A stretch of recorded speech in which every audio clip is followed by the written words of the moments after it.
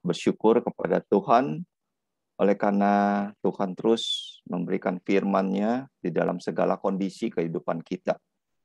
Mari kita satu hati kita berdoa.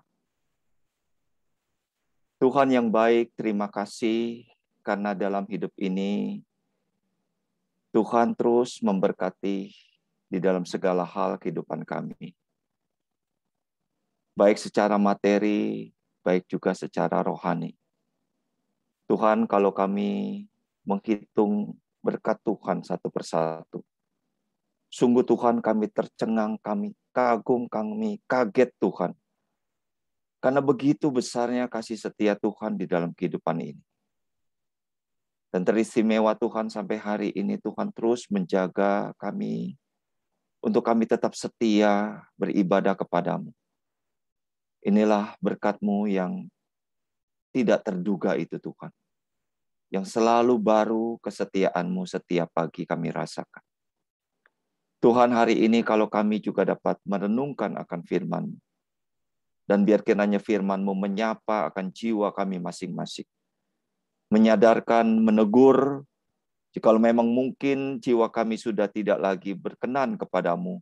Oleh karena kami lebih mengkhawatirkan akan hidup kami, keadaan kami, lebih daripada kami setia kepadamu ya Tuhan.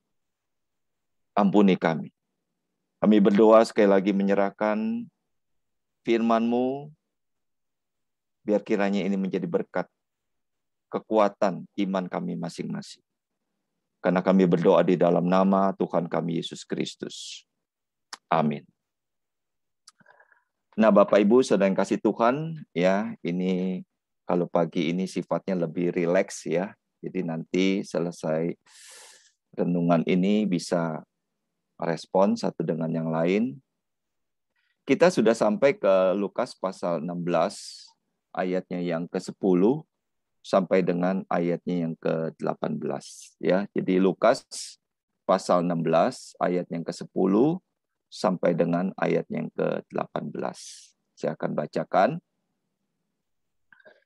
Setia dalam perkara yang kecil, nasihat. Barang siapa setia dalam perkara-perkara kecil, ia setia juga dalam perkara-perkara besar. Dan barang siapa tidak benar dalam perkara-perkara kecil, ia tidak benar juga dalam perkara-perkara besar. Jadi, jikalau kamu tidak setia dalam hal mamon yang tidak jujur, siapakah yang akan mempercayakan kepadamu harta yang sesungguhnya? Dan jikalau kamu tidak setia dalam harta orang lain, siapakah yang akan menyerahkan hartamu sendiri kepadamu? Nah, seorang hamba tidak dapat mengabdi kepada dua tuan. Karena jika demikian ia akan membenci yang seorang dan mengasihi yang lain. Atau tidak setia kepada seorang dan tidak mengindahkan yang lain. Kamu tidak dapat mengabdi kepada Allah dan kepada Mamon.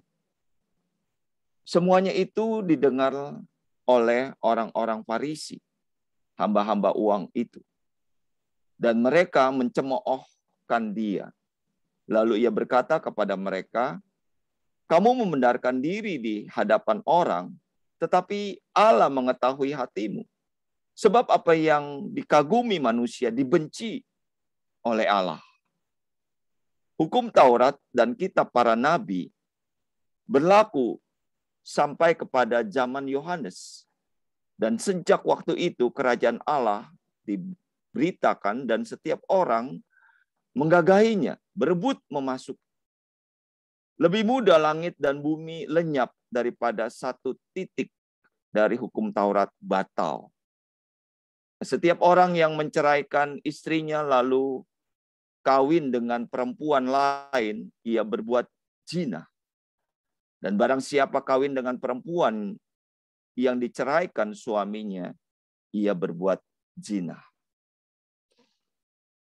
Nah, kemarin minggu lalu, contoh Andi sudah memberikan satu gambaran bagaimana hal tentang mamon ini ya. Mempercayakan harta, uang, ya, diumpamakan mamon, ya, bendahara yang tidak jujur ini.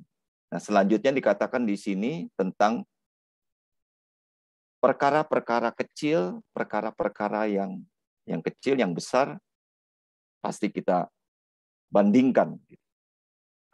Langsung saja kalau kita berpikir tentang perkara-perkara kecil itu apa ya?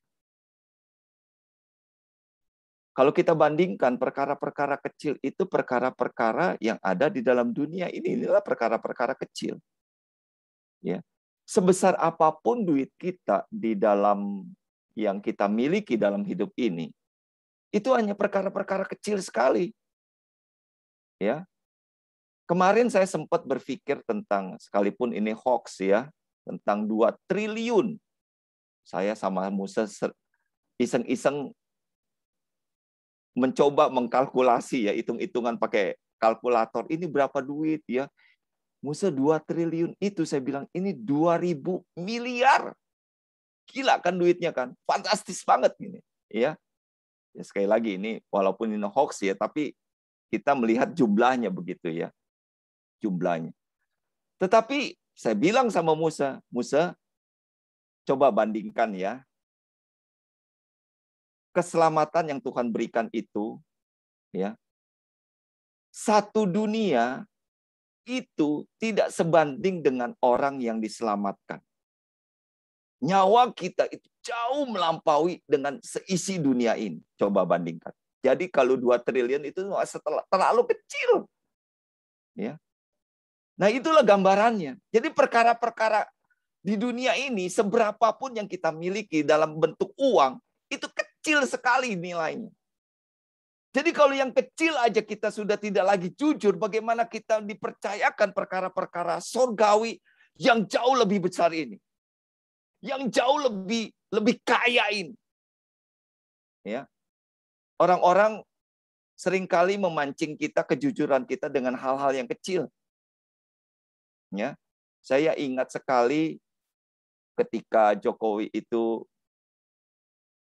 jadi gubernur ya, sekali waktu dia tiba-tiba datang ke kelurahan kemana itu, ya, pagi-pagi sekali, ya, dia datang ke situ, semuanya kalang kabut, ya, semuanya kalang kabut, wah, gubernur datang lu, bagaimana ya, akhirnya mereka itu benar-benar jadi nggak biasanya ini.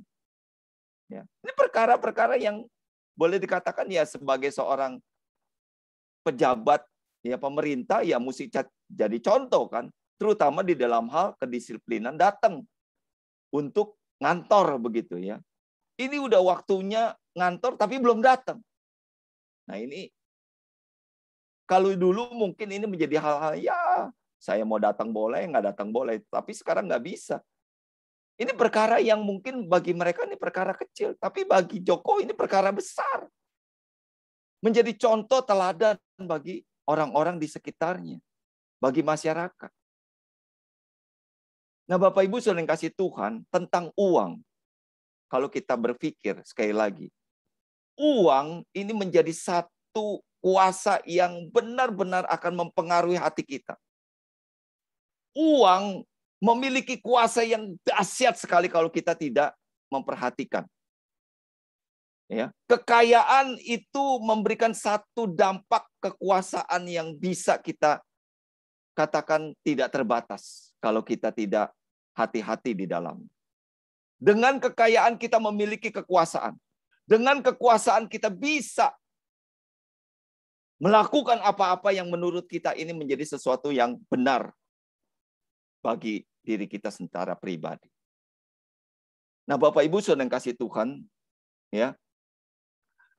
Kekayaan yang kita miliki, seberapapun yang kita miliki di dalam dunia ini, tidak pernah akan sebanding dengan kekayaan surgawi yang Tuhan berikan kepada kita.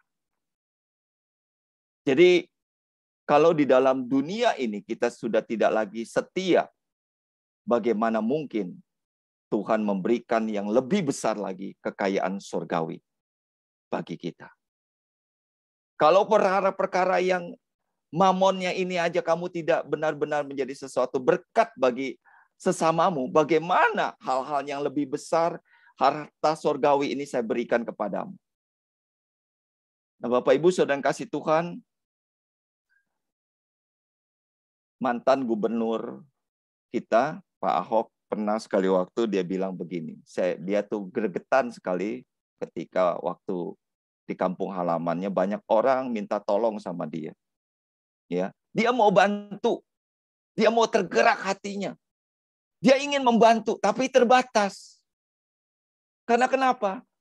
Karena berapapun duit saya, dia bilang katanya, seberapa sih yang bisa saya bantu buat mereka? Lalu dia punya kalimat seperti ini. Orang miskin kalah sama orang kaya. Orang kaya kalahnya sama siapa? Orang kaya kalahnya sama pejabat. Karena pejabat punya duit pemerintah, duit negara, lebih banyak. Jadi dia bilang, saya mau jadi pejabat. Supaya saya bisa nolong orang tanpa batas. Wow, ini suatu motivasi yang luar biasa. Dia mau nolong orang. Kalau saya bukan jadi pejabat, dia bilang, berapa juta, berapa miliar pun tidak akan sanggup untuk menolong mereka yang membutuhkan. Nah, Bapak Ibu Saudara kasih Tuhan, inilah hal-hal yang terindah yang bisa kita pakai untuk uang-uang yang dipercayakan kepada kita sebagai manusia. Tetapi Saudara kasih Tuhan dikatakan di sini orang-orang Farisi, ini orang-orang yang menganggap bahwa kekayaan mereka ini menjadi satu tanda mereka itu diperkenan oleh Tuhan. Menjadi satu tanda mereka itu dikasihi Tuhan.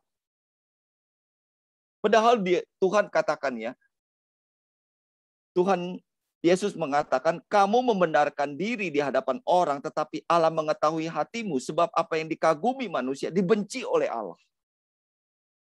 Jadi orang-orang Farisi ini menganggap bahwa kalau mereka kaya secara harta, mereka kaya secara materi, itulah tandanya mereka diperkenan oleh Tuhan. Itulah tandanya mereka dikagumi oleh Allah. Padahal tidak demikian. Harta yang sesungguhnya adalah harta yang tersimpan di sorga. Nah, Bapak Ibu Saudara yang kasih Tuhan, sekali lagi kita tidak mungkin hidup tanpa harta materi. Tetapi kalau kita mendewakan, menganggap bahwa harta materi ini adalah harta yang sesungguhnya, kita sudah salah dengan firman Tuhan ini. Coba kita cek ya. Kita cek tiap diri kita masing-masing. Cek and recheck.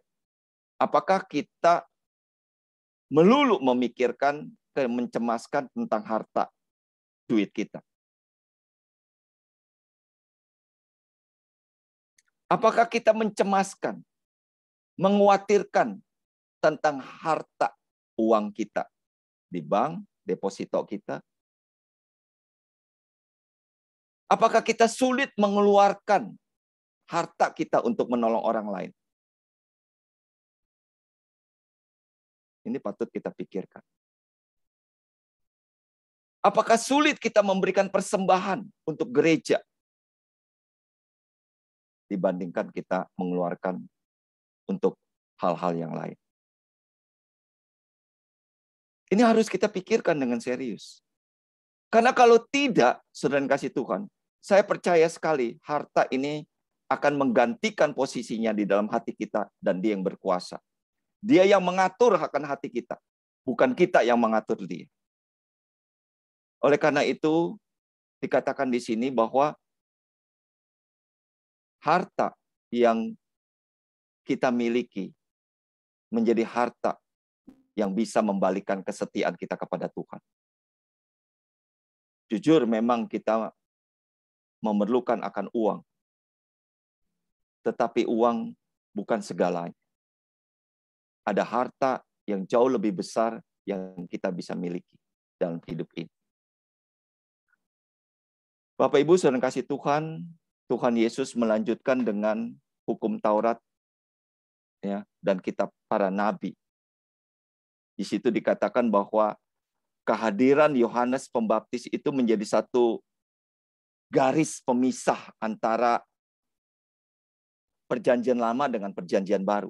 Kehadirannya itu.